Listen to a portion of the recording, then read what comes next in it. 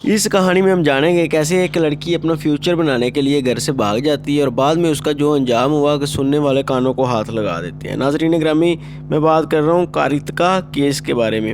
नाजरीन, एक फ्लैट होता है जो कि मुंबई अंधेरी नगर में होता है। वहाँ पे तीसरी मंजिल के ऊपर वो फ्लैट होता है जिसमें एक महिला रहती है जो कि एक एक्टर भी होती है और एक्टिंग वगैरह करती है। ज़्यादा से ज़्यादा दिन बाहर रहती है, फिर 2-4 दिन बाद घर रहती है, फिर महीना 1.5 महीना बाहर रहती है। इसकी ये रूटीन होती है। मोहल्लेदार किसी की भी इससे कोई ख़ास जान पहचान नहीं होती क्योंकि ये घर तो रहती ही नहीं है, बाहर ही रहती है। लेकिन पिछले 7-8 दिनों से इसे किसी ने भी नहीं देखा था और इसके घर के बाहर ताला भी लगा हुआ था और इसके घर से स्मेल भी आ रही थी। ऐसे ही कोई बिल्डिंग का और किराएदार जो होता है वो पुलिस को कॉल करता है कि ऐसे एक औरत रहती है इस माला के ऊपर, लेकिन उसका वो फ्लैट बंद है, उसके अंदर से स्मेल भी आ रही। पुलिस आती है, जब देखती तो ताला लगा होता है।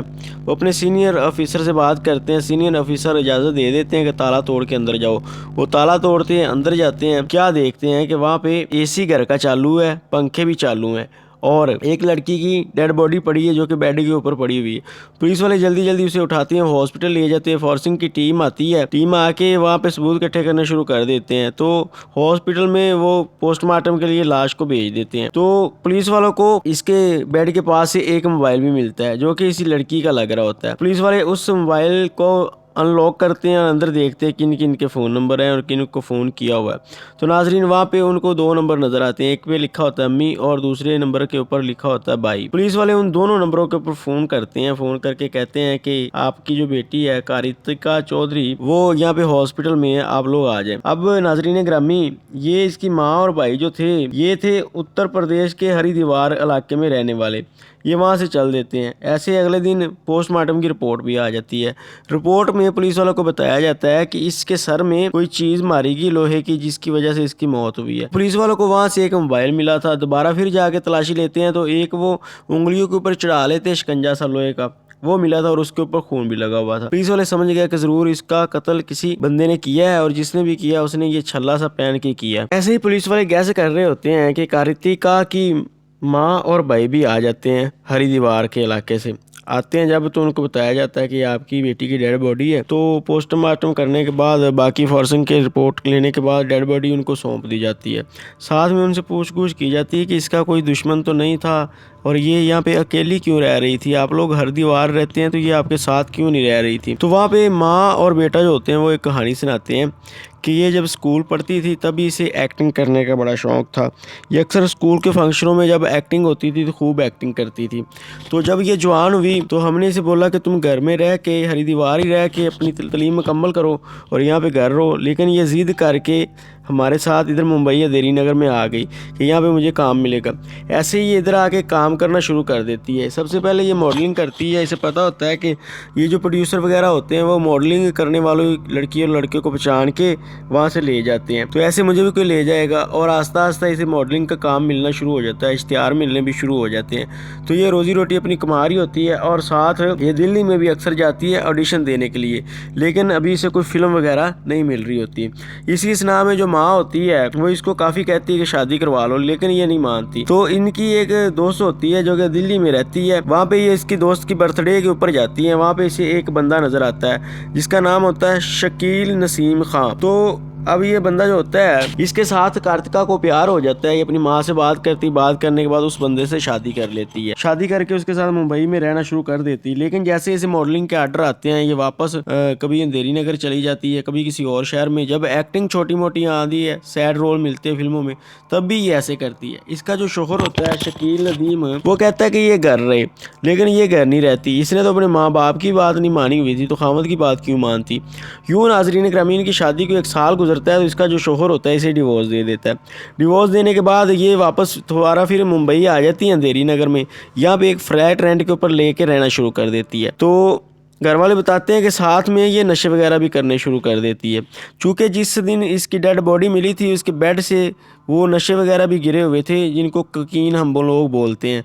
तो पुलिस वालों ने वो भी क्लिक करके उसकी भी फोर्सिंग रिपोर्ट तैयार करवाई थी। यूं नाजरीन ग्रामी पुलिस वाले ये सारी बातें सुन रहे होते हैं, तो वो कहते हैं माँ और भाई कि इसके बाद ये यहाँ पे अंधेरी नगर में ही रह रही थी कि इसकी एक और बंदे से दोस्ती हो गई जिसका नाम था आसफ उर्फ सनी। ये आसफ जो था इसे नशा वगैरह ला के देता था, ऐसे इसकी आस्ता आस्ता इससे दोस्ती हो गई। तो दोस्ती प्यार मोहब्बत में बदल गई और इन दोनों ने शादी कर ली। यूं इनकी शादी हो गई। शादी होने के बाद ये भी रहना शुरू हो गया हंसी खुशी, लेकिन यहाँ पे आके इसकी भी नहीं बनती अपनी बीवी से। ना बनने की वजह ये होती है कि ये लड़की जो होती है बार बार ऑडिशन देने चली जाती है और घर से 4-4 5-5 दिन बाहर रहती है, जो कि आसफ अली को अच्छा नहीं लगता, इसलिए वो भी इसे डिवोर्स दे देता है। अब ये अकेली होती है और अपना ये काम तो जारी इसने रखा होता है, काम कर रही होती है। तो यहाँ पे एक और बंदा होता है जिसका नाम होता है सनी, तो ये इसको नशे वगैरह ला के देता है। अब जिससे ये नशे वगैरह लेके आता है उस बंदे का नाम होता है बादशाह। तो होता कुछ यूँ है कि ये सनी के साथ भी इसकी काफ़ी अच्छी जान पहचान होती है, ये भी इसके घर आया जाया करता है। चूँकि पहले तो इसका शोहर था वो भी तलाक दे चुका था, अभी अकेली रहती थी, तो इसका जो सनी था इसके घर में अक्सर आके बैठ जाया करता था जब नशा दे के जाता था, और उधार वगैरह भी ये उससे ले लेती थी।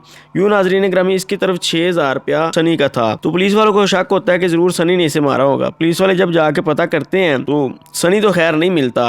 अब पुलिस वालों की नज़र में उसके दोनों शोहर आ जाते हैं। पहले शोहर को वो दिल्ली में जाके गिरफ्तार करते हैं, गिरफ्तार करने के बाद मुंबई अंधेरी नगर में लेके आते हैं, वहाँ से उसकी पूरी जांच पड़ताल की जाती है। तो पता चलता है कि इसने जब उसको छोड़ दिया तो उसके बाद इसका उससे कोई राब्ता नहीं हुआ था। यूं नाजरीन ग्रामी पुलिस पहले शोहर को क्लीन चिट दे देती। अब दूसरा आता है जिसका नाम होता है विजय दवानी। तो नाजरीन पुलिस वाले इसकी इन्वेस्टिगेशन करते हैं, पता चलता है ये तो 2012 का जेल के अंदर ही था। तो 2012 को इसने अपनी बीवी को कार्तिका को डिवोर्स दी थी। तो पुलिस वाले जो होते हैं इससे पूछते हैं कि ये इसका कत्ल तुमने करवाया है? वो कहता है कि नहीं भाई मैं तो अंदर ही था जेल के। तो पुलिस वाले इसका भी पूरा डाटा बाहर निकालते हैं। तो यहाँ से पता चलता है कि ये सन 2012 का ही जेल के अंदर था, ये ठगी लगाने के लिए जेल के अंदर ठग था। इसने ऐसे किया हुआ था कि काफ़ी बड़े बड़े लोगों से इसने पैसे हथियाए हुए थे। ये लोगों को बताता था कि कांग्रेस पार्टी में एक बड़ा सियासतदान जो है वो इसका चाचा है, ये उसका नाम लेके ही ठगियाँ लगाता था। एक दिन ये बात जब पहुंच जाती बड़े लोगों तक, गोविंदे को भी ये ठग लेता है और उसके अलावा एकता कपूर से भी ये ठगी लगाता है। ऐसे ये एक सियासतदान से ठगी लगाता है। जब सियासतदान से लगाता है तो वो अपने चीफ को जाकर शिकायत करता है कि देख लो ये वदिंदर का जो भतीजा है जे वदिंदर, उसने मेरे साथ ठगी लगाई है। तो अब उस पॉलिटिशियन को मंगवा लेता है, सीनियर पॉलिटिशियन वाला। तो वो उससे पूछते हैं, वो कहता है कि मेरा तो इस नाम का कोई भतीजा नहीं है। पुलिस वाले इसके पीछे चढ़ते हैं क्योंकि आर्डर ऊपर से आए होते हैं। पुलिस वाले इसे गिरफ्तार कर लेते हैं। गिरफ्तार करने के बाद इसके ऊपर पक्का ही ट्रायल चल रहा होता है और ये अपनी बीवी मरने तक जेल में ही होता है। पुलिस वाले पूछते हैं कि ये तो जेल में था, इसका पहला शोहर भी बच गया, उसने भी कुछ नहीं किया, तो आखिर इसका कत्ल किसने किया? पुलिस वाले उसकी सारी कॉल हिस्ट्री निकालते हैं तो पता चलता है जी कि एक नंबर के ऊपर ये रेगुलर राब्ते में थी। पुलिस वाले वो नंबर का डाटा निकालते हैं तो वो निकलता है आसफ अली के नाम का। पुलिस वाले इसकी हिस्ट्री निकलवाते हैं तो पता चलता है ये भी जेल के अंदर है। तो पुलिस वाले जो होते हैं इसको जाकर मार लेते हैं, बाहर ले जाते हैं। बाहर लाने के बाद तफ्तीश करते हैं और पूछते हैं कार्तिका को कत्ल तूने किया? वो पहले नहीं मानता लेकिन बाद में मान जाता है। पुलिस वाले पूछते हैं कि क्यों कत्ल किया और कैसे किया? वो कहता है कि सीन कुछ ये था कि ये मुझसे उधार नशा मंगवाती थी, मैं भी आगे से नशा लेके देता, जिस बंदे का नाम बादशाह था। तो मेरे ऊपर भी कर्जा चढ़ता गया, मैं जेल के अंदर था तो मेरा काम तो बंद हो गया। जब मैं जेल से रिहा होकर बाहर गया तो मैंने जाके कार्तिका को बोला कि मेरा वो 6,000 रुपया दे दो जो तुमने मेरा देना है, लेकिन वो टाल मटाल कर रही थी, दे नहीं रही थी। और ये बादशाह जो था मेरे पीछे पड़ा हुआ था कि जो मुझसे नशे उधार लेता रहा उसके पैसे दे।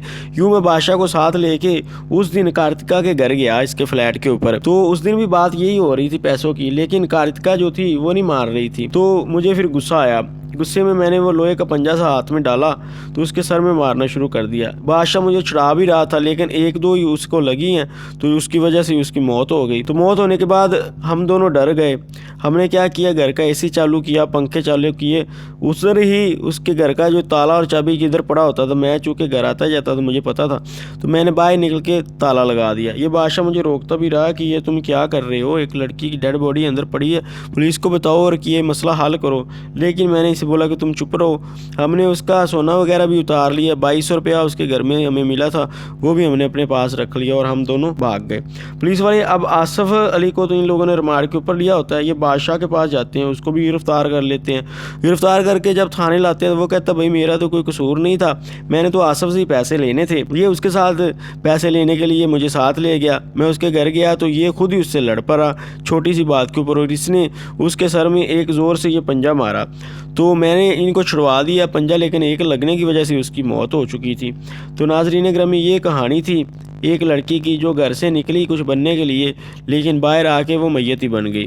तो नाज़रीन, लड़कियों के लिए इस कहानी में ये सबक है कि घर से ऐसे बाहर नहीं निकलना चाहिए, अपना कोई जो कि महरम साथ रखो और किसी की ज़िम्मेदारी में रहो। वीडियो अच्छी लगने की सूरत में सब्सक्राइब और अल्लाह निगहबान।